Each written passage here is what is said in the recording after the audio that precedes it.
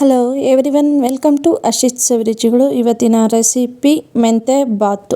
ಬೇಕಾಗುವ ಸಾಮಗ್ರಿಗಳು: ಅರ್ಧ ಕಟ್ಟಷ್ಟು ಮೆಂತ್ಯ ಸೊಪ್ಪು ತೊಳೆದು ಹಚ್ಚಿಡುವಂತಹದ್ದು ಸಣ್ಣದಾಗೆ.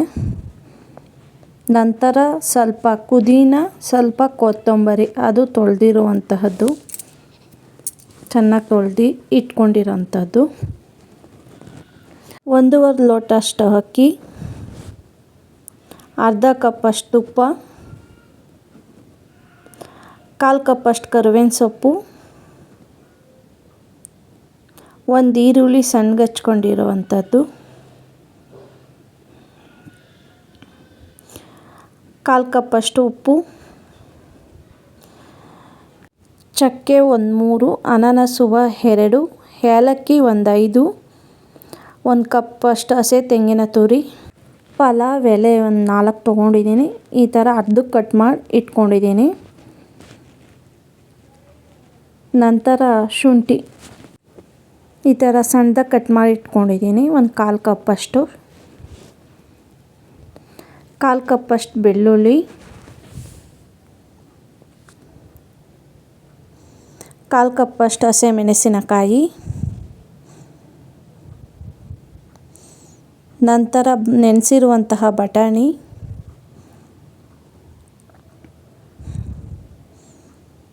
ಒಂದು ಕಪ್ಪಷ್ಟು ಅಡಿಗೆ ಎಣ್ಣೆ,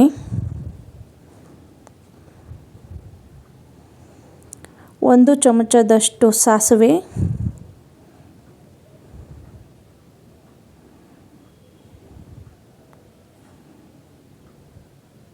2 ಚಮಚದಷ್ಟು ಸೋಂಪು,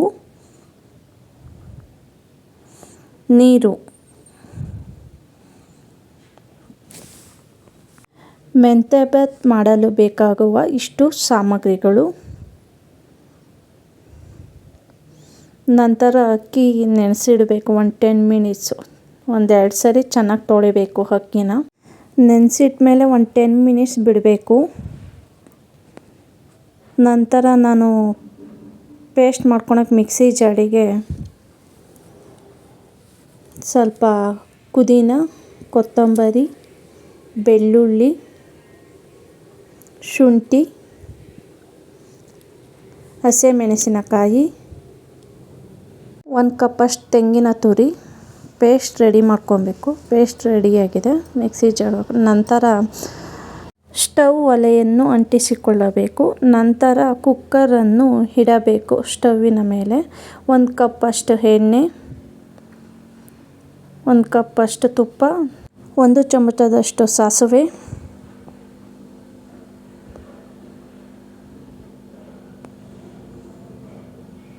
1 ಚಮಚದಷ್ಟು ಸೋಂಪು,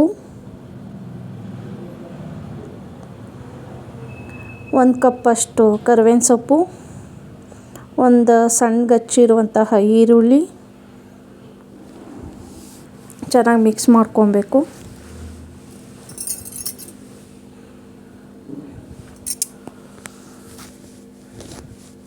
ಒಗ್ಗರಣೆಯಲ್ಲಿ ಬಾಡಿಸಿಕೊಳ್ಳಬೇಕು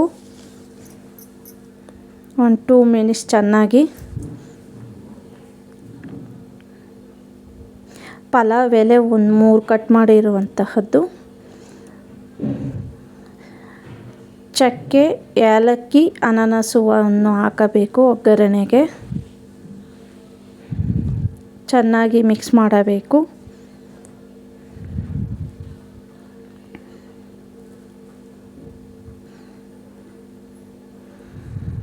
ಟೊಮೊಟೊವನ್ನು ಹಚ್ಚಿರುವಂತಹ ಸಣ್ಣ ಟೊಮೊಟೊ ಹಾಕಬೇಕು 1 ಕಪ್ಪಷ್ಟು. ಚೆನ್ನಾಗಿ ಮಿಕ್ಸ್ ಮಾಡ್ಕೊಬೇಕು ಟೊಮೊಟೊ ಹಾಕಿದ ಮೇಲೆ.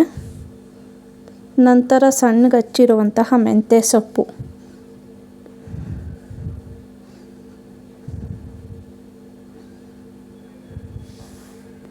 ಮೆಂತ್ಯ ಸೊಪ್ಪು ಮಿಕ್ಸ್ ಮಾಡ್ಕೊಬೇಕು ಚೆನ್ನಾಗಿ. ಒಗ್ಗರಣೆಯಲ್ಲಿ ಬಾಡಿಸಬೇಕು.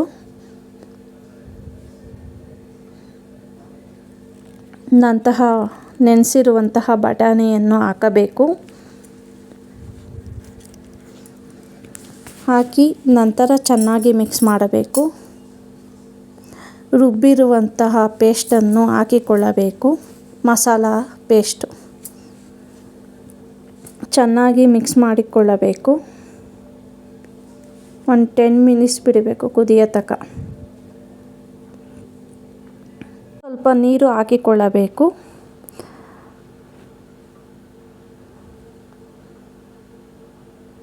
ರುಚಿಗೆ ತಕ್ಕಷ್ಟು ಉಪ್ಪು. ಸಿರುವಂತಹ ಅಕ್ಕಿನ ತೊಳೆದ ಮೇಲೆ ಕುಕ್ಕರಿಗೆ ಹಾಕಬೇಕು. ನಾನು 1.5 ಗ್ಲಾಸ್ ಅಕ್ಕಿಗೆ 3 ಗ್ಲಾಸ್ ನೀರು ಆ್ಯಡ್ ಮಾಡ್ತಿದ್ದೀನಿ. ಚೆನ್ನಾಗಿ ಮಿಕ್ಸ್ ಮಾಡ್ಕೊಬೇಕು.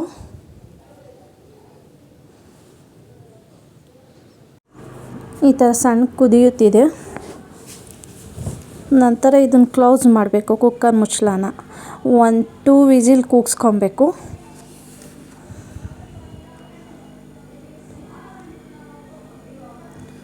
ರೆಡಿ ಇದೆ ಮೆಂತ್ಯ ಬಾತು. ನಂತರ ಚೆನ್ನಾಗಿ ಮಿಕ್ಸ್ ಮಾಡಬೇಕು. ಈ ಥರ ಮಿಕ್ಸ್ ಮಾಡಿದ್ದೀನಿ ನೋಡಿ. ಮೆಂತ್ಯ ಬಾತ್